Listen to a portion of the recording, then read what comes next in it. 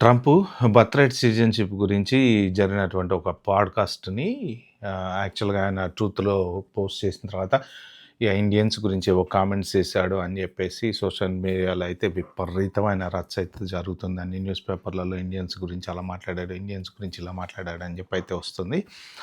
అదొకటి. దాంతో పాటు ఇంకొకటేంటంటే డల్లాస్, టెక్సాస్ ఏరియాలలో ఇప్పుడు అందరూ యూట్యూబర్స్ వాళ్ళు వీళ్ళు ఎవరైనా తెలియదు గానీ కంటెంట్ క్రియేటర్స్ మొత్తం ఇంటింటికెళ్ళి తలుపులు కొడుతున్నారు అని చెప్పేసి ఇంకొక న్యూస్ అయితే చక్కర్లు కొడుతుంది. ఈ రెండిటి గురించి పర్టిక్యులర్‌గా ఈ వీడియోలో మాట్లాడదాం. మీరైతే లాస్ట్ వరకు అయితే చూడండి. Very important video.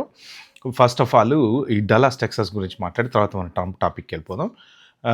యాక్చువల్‌గా ఇన్‌స్టాగ్రామ్‌లో దాదాపు నేను చాలా పోస్టులు చూశాను. చాలామంది షేర్ చేస్తున్నారు. అంటే కమ్యూనిటీ పోస్టులు అంటే ఒకళ్ళకొకళ్ళు షేర్ చేసుకునే ఉంటాయి కదా! వాటిలో గూడా తర్వాత అటార్నీ వెబ్‌సైట్‌లలో తర్వాత ఇంకా మామూలు సోషల్ మీడియాలో గూడా చాలా చోట్ల వస్తున్నాయన్నమాట.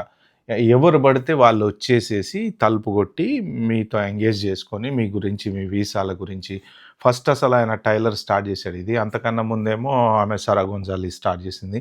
తర్వాత నేను ఒక వీడియో చేసి చూపించాను కదా మీకు. ఎల్‌సీఏలు ఎక్కడెక్కడ ఉన్నాయి అని చెప్పేసి ఒక మ్యాప్ తయారు చేశారు. ఆ మ్యాప్ ఆధారంగా వాళ్ళు ఆ ఎల్‌సీఏ తీసుకొని, ఆ ఎల్‌సీఏ ఉన్నటువంటి క్లయింట్ సైట్‌కో లేకపోతే ఆ కంపెనీ ఎక్కడుందో ఆ కంపెనీని టార్గెటెడ్‌గా చేస్తున్నారనమాట. ఇది ఏంటంటే అన్ని చోట్ల జరుగుతుంది. వాళ్ళు మీ దగ్గరికి వస్తారు. అసలు వాళ్ళెవరో ఏంటో తెలీదు. వస్తున్నారు, బెల్ కొడుతున్నారు. మెయిన్ ప్రాబ్లమ్ ఏంటంటే వాళ్ళకి ఎల్‌సీఏ జనరల్‌గా పబ్లిక్‌లీ యాక్సెసిబుల్ ఇన్ఫర్మేషన్ అయితే ఉంటది కదా! అంటే ఒక మనిషి పేరు ఉండకపోయినా గానీ, సో, ఈ పబ్లిక్ యాక్సెస్ ఫైల్స్ ఏవైతే పబ్లిక్‌లో ఉంచాలో అవి ఉంచాలి, చూపిచ్చాలి. మెయిన్ ఏంటంటే ఇప్పుడు ఇక్కడ ఏంటంటే యూఎస్‌సిఐఎస్ వాళ్ళు గానీ, ఎఫ్‌డిఎన్ఎస్ సైట్ విజిట్‌లు వాళ్ళు గానీ, ఐస్ వాళ్ళు గానీ ఇలాంటి వాళ్ళొస్తే చూపిచ్చాలి అని జెప్పేసి ఒక వాదన ఉంది. లేదు యూఎస్‌సిఐఎస్ ఏదో ఒక కండిషన్ ఏదో some section 62 something whatever it is ఉంది. ఎవరు అడిగినా సరే చూపిచ్చాలి. మీరు డిస్‌ప్లే జేయాలి అని జెప్పి ఒక వాదన ఉంది.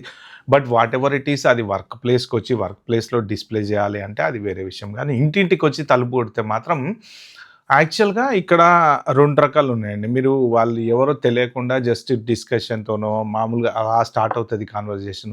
ఫైనల్‌గా వచ్చేటప్పటికి వీసా దగ్గరకొస్తారనమాట. సో, ఏంటంటే ఫస్ట్ ఆఫ్ ఆల్ ఎవరైనా సరే మీ దగ్గరకొచ్చి తలుపు కొట్టినప్పుడు వాళ్ళు గవర్నమెంట్ అఫీషియల్స్ అయితే మీరు వాళ్ళతోని ఎంగేజ్ చేయండి. ఎందుకంటే జనరల్‌గా వాళ్ళకి మనం రూల్ ప్రకారం ఇప్పుడు ఎవరైనా సైట్ ఇన్స్‌పెక్షన్‌కో, ఐస్ వాళ్ళో, ఇంకోళ్ళో వచ్చినప్పుడు గానీ other than that A YouTuber వచ్చానా, నువ్వు ఏ వీసా మీద ఉన్నావు, నువ్వు హెచ్-1ఆ, ఎల్-1ఆ, ఇంకోటా అంటే జనరల్‌గా అయితే చెప్పాల్సిన అవసరం లేదు. No, I don't know anything అని చెప్పేసి పక్కకెళ్ళిపోవచ్చు. కాకపోతే ఇక్కడ ఏంటంటే మళ్ళీ దీంట్లో గూడా మన గురించి మనం చెప్పినా చెప్పకపోయినా అదిగో అక్కడ వాడున్నాడు ఎళ్లి చూడు, ఇదిగో ఇక్కడ ఆ కంపెనీ ఉంది చూడు అని కొంచెం ఇన్ఫర్మేషన్‌లు షేర్ చేసి అంటే కసి కోపం ఉందనుకోండి చెప్పే ఛాన్సులు గూడా ఉంటాయి. ఇప్పుడు మ వీళ్ళు కరెక్ట్‌గా ఉన్నారా లేరా అనేది పక్కన పెడితే పక్కోడు కరెక్ట్‌గా లేడు అని చెప్పడానికే ఎక్కువ మంది ట్రై చేస్తా ఉంటారు. అదొక నేచర్ కొంతమందికి. అందరికీ ఉండాలని ఏముండదు. కొంతమంది ఏందంటే ఎవరి గురించి పట్టించుకోరు. కామ్‌గా ఆళ్ళ పని ఆళ్ళు చేసుకుంటూ ఎళ్ళిపోతారు. కానీ కొంతమంది ఏంటంటే ఇగ చూడు అక్కడ వాడు హోటల్ పెట్టాడు, ఇక్కడ ఇది పెట్టాడు, ఇక్కడ ఇప్పుడు సరా గొంజాలెస్ గూడా ఆమెకు అన్ని టిప్సే. టిప్ ఈమెయిల్సే వస్తున్నాయి. దాదాపు అందరికీ టిప్ ఈమెయిల్సే వస్తున్నాయి. ఆమె చెప్పింది గూడా మీ ఇండియన్సే, మీ తెలుగోళ్ళే ఇస్తున్నారు చాలామంది అని జెప్పేసి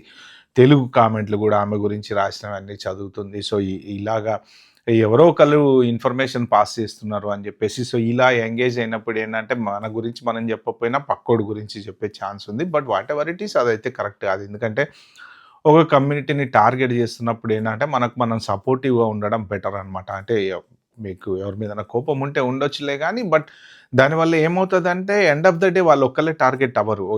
ఇలా వేలు పెట్టి చూపించుకుంటూ పోతే ఏదో ఒక రోజు ఆ వేలు మన వైపు కూడా తిరిగే ఛాన్స్ ఉంటది. కాబట్టి బెటర్ ఏంటంటే ఇప్పుడున్న పరిస్థితులలో సపోర్ట్ అనేది ఉండాలి. ఇప్పుడు ఆల్రెడీ హెచ్-1బీ మీద విపరీతమైన హేట్రేట్ పెరిగింది. బిల్స్ పెడుతున్నారు. తర్వాత ఈ కాంగ్రెస్ మెన్‌లు మాట్లాడుతున్నారు. దాని మీద పాడ్‌కాస్ట్‌లు జరుగుతున్నాయి. ఇగ ఎక్కడ పడితే అక్కడ డిస్కషన్ జరుగుతున్నాయి. ఎండ్ ఆఫ్ ద డే ఒకవేళ రేపు పొద్దున వాళ్ళు ఏదైనా సీరియస్ డెసిషన్ తీసుకొని హెచ్-1బీ లాంటిది బ్లాక్ చేశారనుకోండి అందరికి ఎఫెక్ట్ అయితది. సో, ఇప్పుడు ఏదో ఎవడో తప్పు చేస్తున్నాడు అని చూపించబోయి ఏమవుద్దంటే చివరికి ప్రతోడికి ఇగ హెచ్-1 లేకుండా పోయే పరిస్థితి వస్తదనమాట. సో, ఇట్లాంటి సిట్యుయేషన్‌లో ఏంటంటే ఒకళ్ళకొకళ్ళు సపోర్ట్ ఉండాలి. ఆఫ్‌కోర్స్ తప్పు చేసిన దాన్ని డెఫినిట్‌గా సమర్థించకూడదు. ఫ్రాడ్‌లు డెఫినిట్‌గా సమర్థించకూడదు.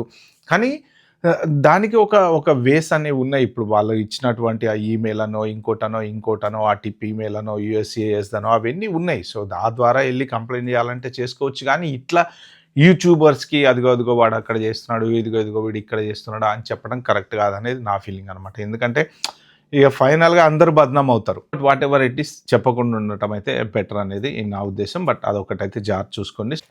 ఇక ట్రంపు డిస్కషను సోషల్ మీడియాలో రచ్చరచ్చగా జరుగుతుంది ఏంటి అంటే, మైకేల్ సావేజ్ అని ఒక రేడియో పాడ్‌కాస్ట్‌లో బర్త్ రైట్ సిటిజన్‌షిప్ గురించి జరుగుతున్నటువంటి డిస్కషన్‌ని ట్యాగ్ చేస్తూ ఈయన ఒక వీడియో సోషల్ మీడియాలో పెట్టారు. దాంట్లో ఇట్లా భారతీయుల గురించి మాట్లాడారు. వాళ్ళు హెల్ హోల్ అన్నాడని, లేకపోతే వాళ్ళొచ్చేసి కరెక్ట్‌గా 9థ్ మంత్‌లో వస్తారు. ఇక్కడ ఏది మన డెలివరీ చేసుకుంటారు. ఆ పిల్లోడు మళ్ళీ ఇంకొక 21 ఇయర్స్ అయిన తర్వాత మళ్ళీ ఫ్యామిలీలందరినీ స్పాన్సర్ చేస్తారు. జనరల్‌గా ఏంటంటే ఇప్పుడు మొదటి నుంచి కూడా వీళ్ళ వాదన కూడా ఏంటంటే అదే. ఇప్పుడు ఒక ఎవరో ఒక లేడీ వచ్చి డెలివరీ బర్త్ జన్మనిచ్చిన తర్వాత ఇక ఆ పిల్లోడు ఇక అట్లనే ఉండిపోతారు కదా! పాస్‌పోర్ట్ వస్తది కాబట్టి ఆ పిల్లోడు, పిల్లో ఎవరైతే వాట్ ఎవర్ ఇట్ ఈస్ ఆ బేబీ ఉండిపోతారో, ఆ బేబీతో పాటు ఇక వీళ్ళే కంపెనీ కింద మదర్ ఉండిపోతున్నారు.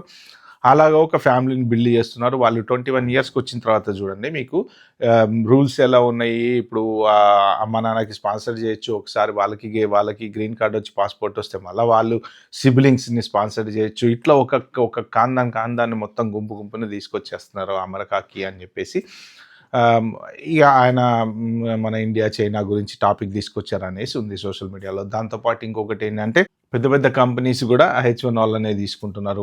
వాళ్ళే రిక్రూట్ చేసుకుంటున్నారు. అంటే బయట లోకల్ అమెరికన్ ఎవరైతే ఉంటాడో ఆ అమెరికన్‌కి జాబ్ రావట్లేదు. మెయిన్ మా టార్గెటే అమెరికన్‌కి జాబ్ రావటం అని జెప్పేసి దీని మీద ఇగ ఆల్రెడీ H1బీ గురించి అయితే రచ్చరచ్చగా డిస్కషన్ అయితే జరుగుతుంది. కాకపోతే ఇప్పుడు ఈయన ట్రంప్ గారు మాట్లాడిందేంటంటే కొంచెం ఈ అగ్నిలో అజ్జం పోసినట్టు ఏందంటే ఇప్పుడు జనరల్‌గా ఒక కంట్రీకి ప్రెసిడెంట్ కాబట్టి ఆయన మాట్లాడినప్పుడు ఎలా ఉంటదంటే కంపెనీస్ కూడా కొంత ఇక సీరియస్‌గా తీసుకోవాల్సొస్తది. నెక్స్ట్ టైమ్ H1 వాళ్ళని రిక్రూట్ చేసుకోవాలన్న ఆల్రెడీ H1 రిక్రూట్‌మెంట్ తగ్గింది అని చెప్పి సోషల్ మీడియాలో విపరీతమైన న్యూస్ ఉంది. మరి అది ఎంతవరకు కరెక్టో తెలియదు గానీ, బట్ స్టిల్ ఇంకా చేసేవాళ్ళు జాబులు చేస్తూనే ఉన్నారు. దానికైతే ప్రాబ్లమ్ లేదు. ఎందుకంటే ఓవర్ నైట్ ఉన్నట్టుండి కంపెనీసు అందరిని తీసేసి అందరూ అమెరికన్ సిటిజన్స్ పెట్టుకోవడం అయితే ఇంపాసిబుల్ కదా!